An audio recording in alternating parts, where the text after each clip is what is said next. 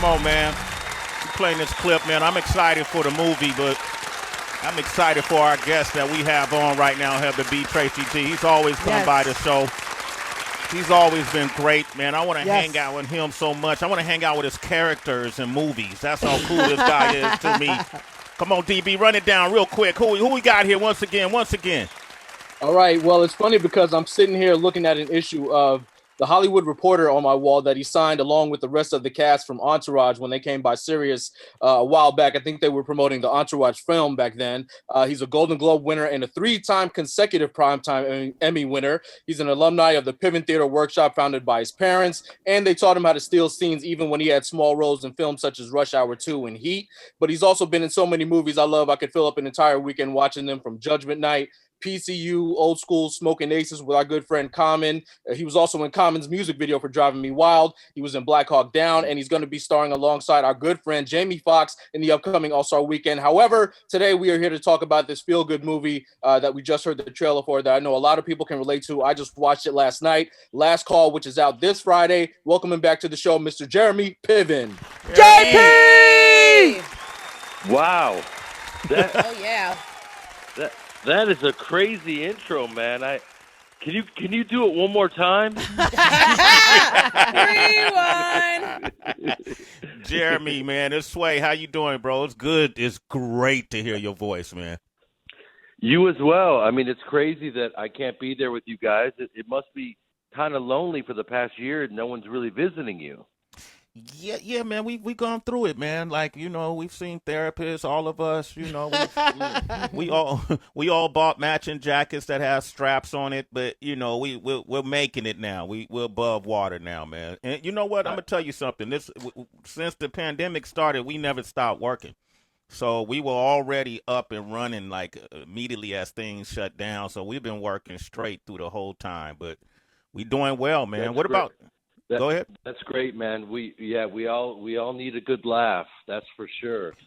We do. That's why I'm proud of this movie. It comes along at a good time when it's like stand-up comedy is just back. We're getting some more content out there, and it's great because we definitely all need to come together and laugh. Absolutely, man. How's your family, bro? Before we get into the movie, how's everything for you personally?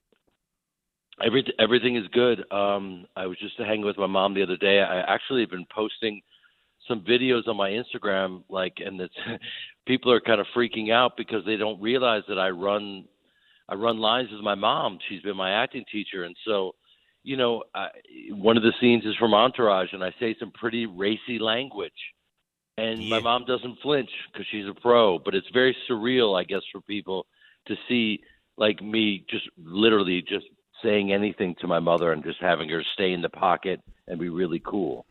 Was she always like that, or was she the type, did you get whippings or you got time out?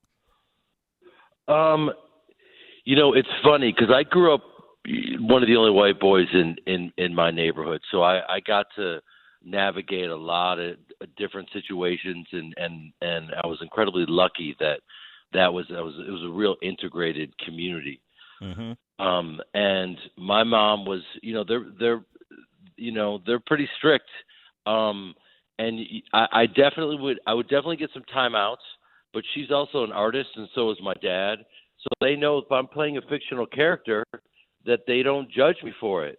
So, when I tell people that everything I ever said is already gold, I said to my mom's face, because we were running lines, they can't believe it because the character said some of the craziest racist stuff. But yeah, you couldn't screw up. That's in my family, and if you did, you paid for it in a great way. A lot of great tough love, and it was inspiring. To this day, I get to go to her, and she's amazing and inspiring to me. And listen, I've had COVID. I get tested a couple times a week. I've been doing a lot of co-hosting with Mike Tyson on Hot Boxing. Yeah. I know Mike sat down with your boy Marshall at one point, which was a fascinating interview. Yeah. Do you hot box with him? I saw. You know Mike. What, man? I don't. I try. It's all I can do to hold it together. Mike is gobbling mushrooms. He calls it microdosing, but it looks they're just handfuls of mushrooms. You can somehow hold it together. Hey, bro, you ain't never put no. You never like did Mike? Because if Mike was pressuring me to, hey, come on, Sway, man, you got to try the mushrooms. Did he ever pressure you to try it? Every guest that we've had, he just wants to share the love because he really enjoys the whole vibe. But I'm just trying to hold it together. And so it's a little intimidating, the idea of just peaking on mushrooms with Mike Tyson and still having to navigate an entire, hour or too long, 2 hours of an interview. You know what I mean? So I haven't gone into the deep waters yet. Okay, Jeremy Piven here. We're gonna talk to Mike, see if we could get you into those deep waters. I want to see what comes out. Word. Hey, we got Mark on the line from Mississippi. Mark, Grand Risings, how you doing? Hey, Mark. Grand Rising family, what's happening? What's happening? Yo, long time listener, first time getting through. Love the show. Listen to you every morning.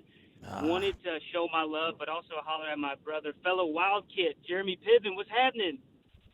Oh, my gosh, that's so funny. I'm doing well, man. The Wildcats, it's been a minute. Yes, sir, man. One of the all-time greats coming out of Evanston, Illinois. You alluded to it, talking about growing up, man. I just wanted to hit on that a little bit. How did you like Evanston? What was that like for you? It was amazing. We didn't know any different, so I assumed that every town was like that. That we grew up in. It was this little microcosm where it was truly integrated, and it was. You hung out with people because you gravitated towards them because you liked them because they were funny or interesting or whatever. It had nothing to do with anything else. And we thought the rest of the world was like that. And when I got out there, I realized it wasn't. But it was an incredible time. Yes, sir. Now, and I got one question for you. I know this when you graduated, it was a long time coming since Entourage, but did you call anybody a rusty cunt bucket while you were in high school? Yikes. Uh-oh. No, I didn't. That came later when I played fictional characters that had incredibly foul mouths. I love it. When you screamed that in the car, I cried tears of happiness. It was so funny. But man, I'm so happy to get through. I'm glad I got to talk with you. Proud of everything you're doing, coming from a fellow Wild Kid. And Sway, Heather B, Tracy G, DB, love y'all. Appreciate y'all. And y'all have a blessed day. Thank you, man. Thank you. That, man. Look at that. Spreading joy and glee, man. Jeremy Piven is back. DB, I know you excited, man. We were chatting last night about the movie, man, and Darby Heights. Let's talk about Darby Heights a little bit. Darby Heights, I read that one of the writers based Darby Heights on his hometown, Upper Darby, PA. Now, he brought up Evanston, but I know you were born in Manhattan. Do you find any similarities in the characters in this movie similar to people that you grew up around? Well, my character in this movie kind of gets out. Like everyone's kind of got the Peter Pan syndrome where they want to go to the local pub that my family has, and they just don't want to get out, and they're okay. And there's no one really has any ambition. My character goes out and makes something of himself and is doing his thing, and then he goes back to town and no one's moved on, no one's evolved, and he is going to kind of gentrify the neighborhood, knock it all down for his own profit and gain. And then ultimately it's about coming to terms with who you are and who your friends are and what means the most to you in this life, which is friendship and loyalty. So it's funny, it's raunchy. I got to work with some of my heroes like Bruce Dern, and Taryn Manning was brilliant in it. The cast is incredible. Mm-hmm. And it's a genuinely funny movie, and it's there's some language that's, listen, it's true to kind of that neighborhood, and there are a lot of guys, like the guy alluded to on that phone call. By the way, when you guys take phone calls, it's kind of like Russian roulette. Yeah. You don't know what's going to happen. Absolutely. It's scary. Yo, and it gets even scarier when they say, "Hey, and I got another question." It's like, "Oh shit! Like, what's gonna happen?" Yeah, But, you just barely made it through the first question. You don't know Yeah. what's coming. No, Last Call is one of these movies that comes around at a time.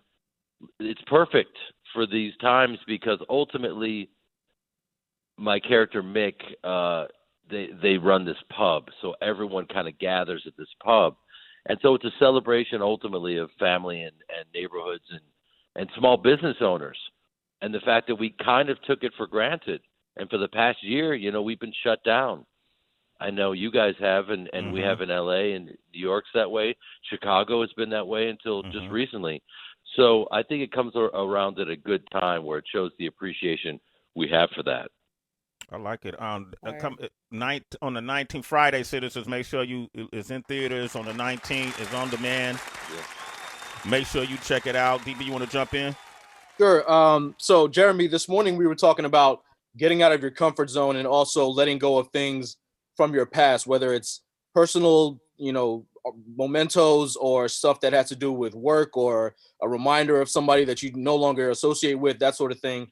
And I think that kind of falls in with what happens in this film, where people are just stuck in their comfort zone and they don't want to leave. They don't want to try to get out and see what else is out there in the world. And so my question is, with everything happening right now, especially with like people sort of having to get comfortable with the way things have been for the past year, with, places being closed and everyone having to work from home, there's a little bit of anxiety about having to go back to the way things were, like having to return to the office and see people face to face and what that's going to be like, moving forward. Do you feel that sort of sense about like, having to go back on press tours where you're traveling and you're doing all these face-to-face interviews and walking red carpets? Like, are you feeling any kind of anxiousness about returning to that prior Hollywood lifestyle? I don't feel anxiousness. I feel like a renewed sense of appreciation for work itself and being able to work when a lot of people aren't. And this is a time where people had to kind of, adapt or be in serious trouble. And a lot of people kind of, you define yourself in a weird way sometimes to a fault by what you do. And if that's no longer there, you've got to go even deeper with who you are and realize that you're not defined by that. So I think these times are I think really healthy for all of us to utilize this time and realize that that we're strong people and we're capable of probably more than we even knew. So I'm excited by these times. I don't know what you guys have obviously been working the whole time and a lot of people haven't, but you got to take this time and try to even deepen good habits if you can. Meditate more, learn new things. But I think it's going to be some really interesting times ahead for all of us. But there are times when you're out and about and people don't realize that they're out. And so they're, everyone's just maybe on their phone and it's a speaker phone and they're yelling and you're half a foot from them and you're hearing some really crazy things about some waxing that they need to get done or something. And it's really not your business. So it can be a little awkward, to be out there navigating right now. But I'm also touring doing stand-up comedy. And there's some places like Texas that are open 1,000%. You know what I mean? Never closed. They never shut down. Yeah. Nope. They're just like, Rona, if Rona comes on my lawn, I'll shoot it in the face. Damn, what just happened? Where'd Jeremy go? Come back, Jeremy. Jeremy. I'm back. He's back. Yo. Wow. Yo, do you perform with a mask, or what's your role on that? Like, what's your take on with a mask? It's so funny, man. When I first, because with stand up, you don't want to get any rust on you. So when they first started kind of coming back a bit, you would have to perform at drive-in movie theaters for cars, and It was surreal, man. I was just performing for a sea of cars. I was getting heckled by Kia Sorrentos. I made a large group of liberals leave but they left in their Priuses and they left quietly. No, man, it's a trip, man. You wear your mask up to the stage, you get up there, you do your thing, and people are just happy to be there. And it's like, it doesn't sound really pretentious, but it feels like an essential service because they're laughing, and you can tell people haven't been out in a long time. And so it's really fun, and it's been great. Certain states are open more than others. Florida's is completely open. There's a few places I'm heading to Phoenix next to play a bunch of gigs, and you can go to jeremypiven.com and see my list of places to go to. But I'm going to stand up live. I'll be there April 8th through the 10th, and it's really fun, man. I'm loving this journey because once again I was talking about adapting. Yeah. I've really embraced stand-up comedy. And it's scary because it's all on you. There's no one writing your stuff. It's you. Yeah. Man. Go ahead, Sway. No, go ahead, Bizzle. Go ahead. Oh, hey, Jeremy, what's up? It's Heather. How you doing? You were talking Good. about you were talking about comedy, and it made me think about Eddie Murphy. And not in comparison, you guys' careers, but obviously we watched a couple of weeks ago when the release came out of Coming to America and or everything that was surrounded around doing sequels and different things like that. And you were in Rush Hour 2, and that's one of those franchises as well that easily can come out again at any time, do another sequel. Would you even consider doing something like a Rush Hour 3 or 4, 30 years from now? Would that be hard for you to do as an actor and a comedian? No, that would actually be amazing. I remember it was yesterday being on set with Chris Tucker and Jackie Chan. Yeah. And people, they miss those guys. And, so that would be incredible to mix it up with those guys again. And listen, Coming to America too, I think it's the biggest movie right now. It is. In the country. People, it is. Yeah, they just need to go out there and laugh. So I think, it's almost like these certain franchise, they're like comfort food, and we need it. And so I'm sure there's probably going to be another Rush Hour, because we miss those guys. And you would do it. You got it right here first on Sway in the Morning. He's campaigning for it. I'm here for it. Jeremy, I'm still stuck on when you said growing up how you had such a great circumstance of living in a heavily integrated neighborhood and how you're one of the few white kids that was there. And it made me think of last year when it was pretty much the nucleus of social unrest. And I'm wondering if you found yourself in positions where you were leading conversations with either white peers or friends about racism. Well, I mean, that's the key word that you just said is conversations, because it just feels like we need more of those. And that's what it's about, hearing each other, understanding each other, no matter where you're coming from.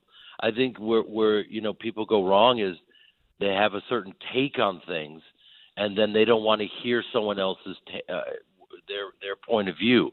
And we can learn so much from each other. And listen, I remember as a kid having to be taught what racism was. I was playing high school football, and we were going to play this team, and our coach said, listen, you're going to hear the N-word. And I didn't understand what was going on. So I literally had to be educated on what racism was. So it's not there's nothing natural about it. It's this strange taught kind of behavior. So, I was having conversations, and at the same time, it's just, this is not, it's not who I am, and it's not where I grew up, and I know better. So, it was a very strange time because, how can I just want us to progress. It's insane that we're still having this conversation, But I do feel like, and I'd love to hear where you guys are at, but I do feel like at least, I'm just going to speak for the entertainment industry. I don't know if you guys can tell, but it feels like there's been progress. It feels like, people are getting jobs that may not have had a shot before, and I'm seeing a lot of black faces in different films and TVs, and it feels good. It feels like there's momentum. Okay, momentum and progress. That's a interesting choice of words. I think it was happening. We had who did we have on recently? DB Noni Rose, Anika Noni Rose, and Anika Noni Rose. Mm-hmm. yeah, we were talking about the committee. What's it called? DB, the Golden Hollywood. Globe, the Golden Globe committee. Yeah, I think it's systemic, Jeremy. I think we've seen a few extra faces, but where are we seeing them? We're seeing them on the screen, but you want to see them in executive positions. You want to see them in positions of power. You want to see them, in EP positions. You want to see evenly. I think the progress would be noted when you see a evenly balanced, when you see evenly balanced diversity on all fronts. On all fronts, not just in acting, but what's happening behind the scenes. Who's controlling the budgets? Who's controlling the distribution? All in all those areas, I think is when it could be kind of noted. I don't. Yeah, listen. I 1,000% agree with you, and I hear it's happening, and I hope it's happening. Mm-hmm. That's and we just got to keep doing our thing, keep talking about it, keep speaking the truth, and do what we can and contribute in our own ways. My man, Jared. And listen, a lot of terrible stuff has happened, but if it's going to lead to progress, then that's at least something. My man, right. Jeremy Piven, ladies and gentlemen. Jeremy Piven. Hey, Caleb's on the line from Canada, Jeremy. He wants to say what up to you. Caleb, Grand Risings. Hey, Caleb. Hey, what up, guys? First-time caller, obviously long-time listener. You guys are a bunch of beauties over there. Aw, what's up? Same with you, Jeremy. You're one of the most underrated actors, man. Your role in Rush Hour and then Entourage, so underrated, man. You're just unreal. Thank you, man. I appreciate it. I just got a quick question. A couple easy questions for you. When you golfed with Phil Mickelson in Entourage, did you, first of all, how was that experience? And second of all, did you guys actually play around after the filming was all done, or? I have to say that as an actor, I try to be as prepared as possible. And then so that you can, you own your lines and you don't even have to think about them. So you can be totally present and do your best work. But I am probably one of the worst golfers you've ever seen in your life. I had no business being there with him. It was, I was the least qualified person to play golf with Phil Mickelson. And yet he was kind enough to give me some tips. And, I think his head would have exploded if he attempted to play with me. So we didn't play afterwards, but we played a lot in between takes and stuff like that. So he definitely gave me some tips. And on that note, I know he's good buddies with Tiger, and we haven't heard from Tiger in a minute after his accident. And we hope that he's doing well. Yeah. Because that, we need that guy healthy. Yeah. He's amazing. Absolutely. Caleb, thanks for your question. You're a citizen, Caleb. Sway in the morning. Matt from Missouri. We got Jeremy Piven on here. Hey, Matt. What's up, man? What's up, guys? Jeremy, absolutely love you guys. Love the Shade 4-5 crew. Guys, if you haven't done yourself a favor, go watch The Goods. It was probably one of the most hilarious, underrated movies I've ever seen in my life. Mm-hmm. So loved your role in that. My question is, out of all these movies that you've done, and you have to get into character for them, you change your role a little bit for it, which one is actually probably the closest to your normal personality that you didn't have to jump character for? Well, that's a great question. Thank you, man. I appreciate it. The one that was the hardest was probably Smoking Aces. They mentioned, that I work with Common, and that was the first movie he ever did as an actor, and he was amazing, especially for being his first movie. Mm-hmm.